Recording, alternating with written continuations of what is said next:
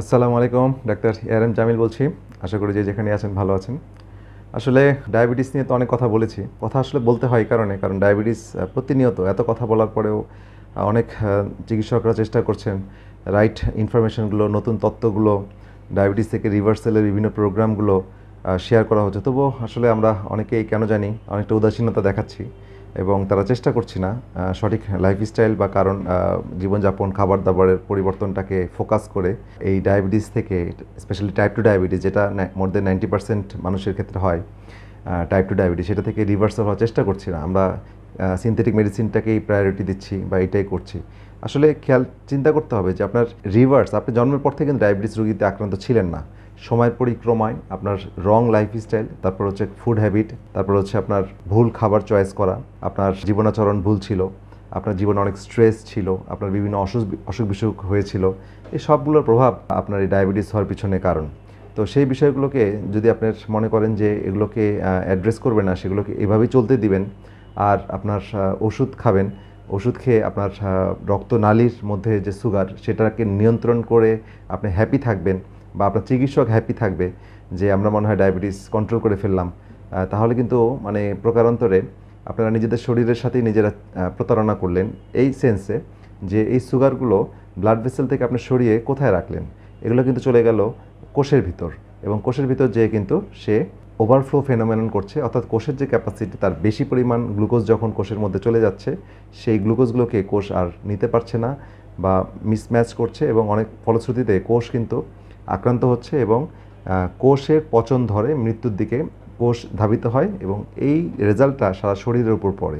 এই জন্যে বলা হয় ডায়াবেটিসটা হচ্ছে কোষের অসুখ, এবং পা থেকে মাথা পর্যন্ত প্রত্যেকটা কোষ যেহেতু আক্রান্ত হয় ডায়াবেটিস রোগীদের, সুতরাং আপনি যতই ব্লাড সুগার নিয়ন্ত্রণে রাখেন না কেন, মানে জোর করে, স্পেশালি আপনি ইনসুলিন দিলেন অথবা এমন ওষুধ খাচ্ছেন, প্রথমে তো ওষুধ দেওয়া হয় যে ওষুধগুলো প্যানক্রিয়াস থেকে ইনসুলিন বের করে সেটা আপনাকে কোষের মধ্যে ব্লাড ভেসেল থেকে আপনাকে কোষের মধ্যে নিয়ে আসতেছে।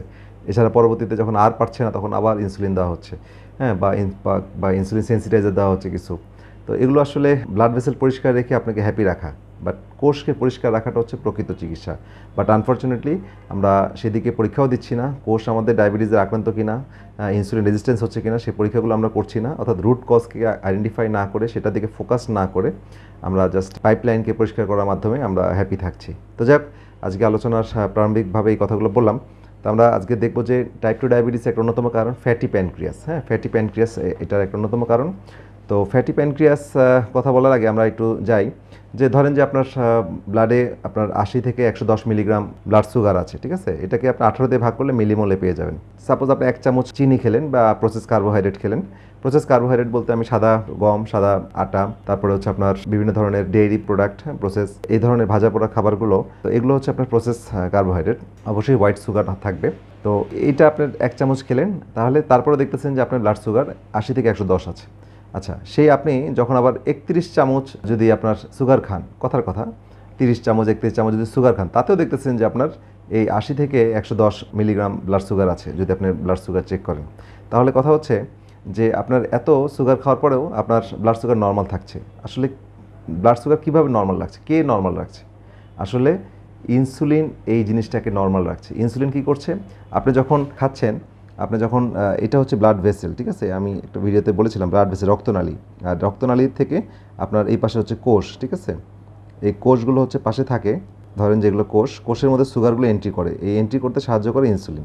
আপনি খাচ্ছেন, এখানে ব্লাড ভেসেলে চলে আসছে আপনার সুগার।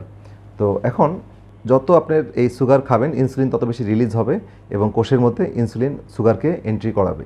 কিন্তু আমরা ইনসুলিন চেক করছি না, আমরা শুধু ব্লাড ভেসেলের মধ্যে বা ব্লাড শিরা রক্তনালীর মধ্যে সুগারটা চেক করছি। হ্যাঁ, আমরা যে আঙ্গুলের মাথায় চেক করি, এটা রক্তনালীর মধ্যে, ব্লাড ভেসেলের মধ্যে চেক করা, ব্লাড নিয়ে চেক করা বিভিন্ন আছে। ফাস্টিং ব্লাড সুগার করি, হিমোগ্লোবিন A1C পার্সেন্টেজ করি, ওজিডিটি করি, যেটাই করি আমরা ব্লাড ভেসেলের সুগারটা চেক করতেছি। কিন্তু আমরা কোষের মধ্যে সুগারটা যে প্রবেশ করেছে এবং এটার জন্য যে ইনসুলিন বেড়ে গেছে, এটাকে চেক করছি না। তাহলে ইনসুলিন যদি আমরা চেক করি তাহলে বুঝবো যে এই 31 চামচ সুগার খেলে আপনার ইনসুলিন যে পরিমাণ বাড়ে, এই 1 চামচ সুগার খেলে সেই পরিমাণ কিন্তু বাড়ে না। তাহলে পার্থক্যটা হচ্ছে ইনসুলিনে। সুতরাং আমাদের আসলে চেক করা উচিত ইনসুলিন। হ্যাঁ, তো ইনসুলিন যখন আসে তখন এই সুগারটাকে স্টোর করছে, কোথায় স্টোর করছে? সুগারটাকে ফ্যাটে কনভার্ট করছে। ফ্যাটি সেলের মধ্যে এই সুগারটাকে স্টোর করছে, ঠিক আছে। তো এই ফ্যাটি সেল থেকে ফ্যাট সেলটা কোথায় জমা হচ্ছে, এটা হচ্ছে সাবকিউটেনিয়াস ফ্যাট। তো সাবকিউটেনিয়াস ফ্যাটটা কোথায়, চামড়ার নিচে যে ফ্যাটটা থাকে, এই চামড়ার নিচে যে ফ্যাট, এটাকে সাবকিউটেনিয়াস ফ্যাট বলে। প্রথমে এখানে জমা হচ্ছে, পরবর্তীতে এই সাবকিউটেনিয়াস ফ্যাট থেকে আসতেছে অন্যান্য জায়গায়। একটোপিক ফ্যাট মানে চামড়ার নিচের ফ্যাট বাদে অন্য জায়গার ফ্যাট। প্রথম ধাক্কাটা আসে সাবকিউটেনিয়াস ফ্যাটে জমানোর পরে, যখন আরও সুগার খাচ্ছেন তখন সেই সুগারটাকে ফ্যাটে কনভার্ট করে লিভারে নিয়ে যাচ্ছে, তখন আমরা কী হচ্ছে, ফ্যাটি লিভার হচ্ছে। তো ফ্যাটি লিভার মানেই কিন্তু ধরতে হবে যে ইনসুলিন রেজিস্ট্যান্স ম্যাক্সিমাম ক্ষেত্রে। তো ইনসুলিন রেজিস্ট্যান্স যখন হচ্ছে, ফ্যাটি লিভার 1, 2, 3, তারপরে হচ্ছে লিভার সিরোসিস। তো ফ্যাটি লিভার হচ্ছে, তারপরে আপনার আরও সুগার খাচ্ছেন, আরও রিফাইন কার্বোহাইড্রেট খাচ্ছি, তারপরে আপনার মাসেলগুলো ফ্যাটি মাসেলে কনভার্ট হচ্ছে।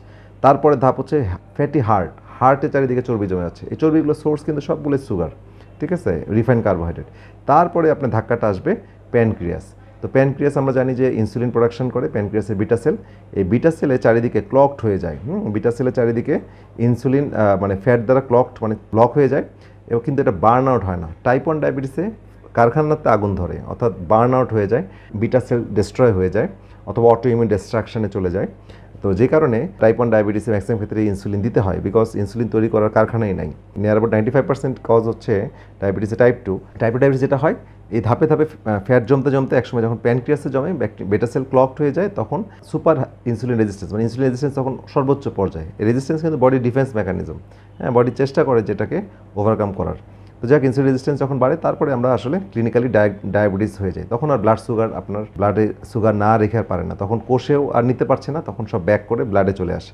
তখনই আমরা ব্লাডে খালি পেটে ব্লাড সুগার মেপে দেখি যে হাই, হ্যাঁ, তখন আমরা ডায়াবেটিস হয়ে যায়। তখন আবার এমন ওষুধ দেওয়া হয়, আবার সেই ব্লাড সুগারগুলোকে আবার কোষের মধ্যে ব্যাক করে দেওয়া হয়। অর্থাৎ আমরা কিন্তু কোষ খালি করছি না, আমরা কোষের মধ্যে আরও লোডেড করছি, হ্যাঁ, সুগার। তো এই বিষয়টা খুব ইম্পর্ট্যান্ট, এটা বোঝা। তো ইনসুলিন রেজিস্ট্যান্স বোঝার জন্য আমরা বলেছি যে টেস্ট করতে হবে হোমা আইআর। এটা আমাদের কাঙ্ক্ষিত হচ্ছে লেস দেন 1.5 রাখা, হ্যাঁ। তো এটা ফাস্টিং ব্লাড সুগার এবং ফাস্টিং ইনসুলিন লেভেলের একটা ক্যালকুলেশন। তো এটার মাধ্যমে আমাদের অবস্থা বুঝতে হবে ইনসুলিন রেজিস্ট্যান্স কীভাবে আছে। তো এখন ট্রিটমেন্ট আসলে কী পলিসি হওয়া উচিত। ট্রিটমেন্টের ক্ষেত্রে এখানে ইনফ্লামেশন এবং ইনসুলিন রেজিস্ট্যান্স দুইটাকেই ফোকাস করতে হবে। আমাদের কি করতে হবে, আমরা যেভাবে ফ্যাটি প্যানক্রিয়াসটা হলো, এটাকে রিভার্স করতে গেলে আমাদের এমন খাবার দাবার লাইফস্টাইল করতে হবে যেন এই ফ্যাটি প্যানক্রিয়াসটা রিভার্স করে, অর্থাৎ ফ্যাটগুলো আবার রিমুভ হয়ে যায়। এবং তাহলে কী করতে হবে, যে কারণে ফ্যাটগুলো জমেছিল এই রিফাইন কার্বগুলো খাওয়ার কারণে, সেগুলোকে আমাদের পরিহার করতে হবে। এনার্জি এমন জায়গা থেকে নিতে হবে যেটার ক্যালোরি, যেখান থেকে যেই ক্যালোরিতে আপনার ইনসুলিন বাড়ে না। এখানে গবেষণা দেখা গেছে যে অয়েল যেটা, আমরা যেখানে ভালো অয়েল বলি, ওমেগা 3 যুক্ত অয়েল, তো সেই অয়েলগুলো বা অয়েল রিচ খাবার খেলে আমাদের ইনসুলিন ব্লাডে বাড়ছে না। তো ইনসুলিন না বাড়লে এই ফ্যাটগুলো জমবে না, কারণ ইনসুলিন একটা অ্যানাবলিক হরমোন। যত বেশি ইনসুলিন আসবে, সব এই সুগারগুলোকে ফ্যাটে কনভার্ট করে সে বিভিন্ন জায়গায় জমিয়ে রাখবে, ঠিক আছে। তো বিষয়টা এরকমই। তো আমাদের ইনসুলিনটা কমিয়ে আনতে হবে। তো ইনসুলিন কমানোর জন্য আমরা সাধারণত লো কার্ব এবং হাই ফ্যাট এই ডায়েটটা করা হয়, বা হেলদি কিটো বলতে পারেন। তো হেলদি কিটো সাময়িক সময়ের জন্য করে তারপরে আমাদের কমপ্লেক্স কার্বোহাইড্রেটে যাওয়া উচিত। একদম কার্বোহাইড্রেট ডিনাই করবো না, তারপর প্রচুর ভেজিটেবল খেতে হবে। তো এটা অনেক ধরনের ডায়েট চার্ট আছে সারা ওয়ার্ল্ডে, অনেক ধরনের যারা এই ধরনের লাইফস্টাইল মাধ্যমে ডায়াবেটিসকে রিভার্স করছেন, এবং এটা হরহামেশা এখন হয়ে যাচ্ছে। তো এটার জন্য আপনার খাবার দাবার পরিবর্তন ইম্পর্টেন্ট, ইলেকট্রোলাইট ব্যালেন্স ঠিক রাখা ইম্পর্টেন্ট, এবং আপনার স্ট্রেস কমাতে হবে এবং ইনফ্লামেশন কমাতে হবে। তো ইনফ্লামেশন কমাতে হবে, যারা বয়স্ক হয়ে গেছেন তাদের হরমোনাল ব্যালেন্স ঠিক রাখতে হবে। তো এটা হিস্ট্রি নেওয়ার পরে বোঝা যায় কোন কোন জায়গায় আপনার এফেক্টেড। থাইরয়েড ডিসঅর্ডার থাকলে থাইরয়েড ঠিক করতে হবে। তো এই বিষয়গুলো আসলে টেক কেয়ার করলে ডায়াবেটিস থেকে প্রায় বেশিরভাগ রোগীরা এখন বেরিয়ে আসতে পারছেন। তো এই বিষয়টা আসলে বোঝা ইম্পর্টেন্ট, এবং যতক্ষণ পর্যন্ত আপনার এই ফ্যাটি প্যানক্রিয়াস ভালো না হবে, ততক্ষণ পর্যন্ত পরিপূর্ণ রিভার্স হওয়াটা প্রায় ডিফিকাল্ট। এবং এই ফ্যাটি প্যানক্রিয়াসটা আসলে বের করা যায় এমআরআই পরীক্ষা করলে, আপনার প্যানক্রিয়াসের চারিদিকে ফ্যাট আছে কি না সেটা দেখা যায় আর কি। তো যাই হোক, আজকে ভিডিওতে আমি এই মেসেজগুলো শেয়ার করলাম যে ফ্যাটি প্যানক্রিয়াসটা যখনই ইনভলভ হয়ে যায়, তখনই আমাদের ডায়াবেটিসটা প্রকাশিত হয় ম্যাক্সিমাম ক্ষেত্রে। তো এটা আমাদের ইনসুলিন রেজিস্ট্যান্স পরীক্ষাটা করতে হবে, আমাদের এমআরআই করার দরকার নেই, আমরা ইনসুলিন রেজিস্ট্যান্স বা হোমা আইআর করলে যথেষ্ট। এটার মাধ্যমে আমরা এই সমস্যা থেকে বেরিয়ে আসতে পারবো। তো যাক, আজকে ভিডিও এই পর্যন্তই। তবে যারা ডায়াবেটিস আছেন তারা অবশ্যই, আমার রিকোয়েস্ট থাকবে, চেষ্টা করেন। ম্যাক্সিমাম রোগীরা আমাদের 1.5 থেকে 2 মাসের মধ্যেই লাইফস্টাইল চেঞ্জ করেই তারা ডায়াবেটিস থেকে বেরিয়ে আসতে পারতেছেন। কম বেশি হয়, প্রত্যেকটা মানুষ যাদের দীর্ঘদিনে ডায়াবেটিস, তাদের সময় একটু বেশি লাগছে, যাদের অল্প সময় ডায়াবেটিস আক্রান্ত তাদের সময় কম লাগছে, কম্পারেটিভ কম বয়সী মানুষদের কম সময় লাগছে, অধিকতর বয়স্ক মানুষদের একটু সময় লাগছে। তো যেটি হোক, এই প্রসেসে আপনি যদি এগিয়ে যান তাহলে এটা বেরিয়ে আসা সম্ভব। তো আজকে ভিডিও এই পর্যন্তই। সবাই ভালো থাকেন, সুস্থ থাকেন, এবং ভিডিওগুলো আপনাদের পরিচিতজনদের মাঝে যত বেশি শেয়ার করবেন, আশা করি তাদের উপকারে লাগবে। তো সবাই ভালো থাকেন, পরবর্তী ভিডিও দেখা আমন্ত্রণ রইল। আল্লাহ হাফেজ।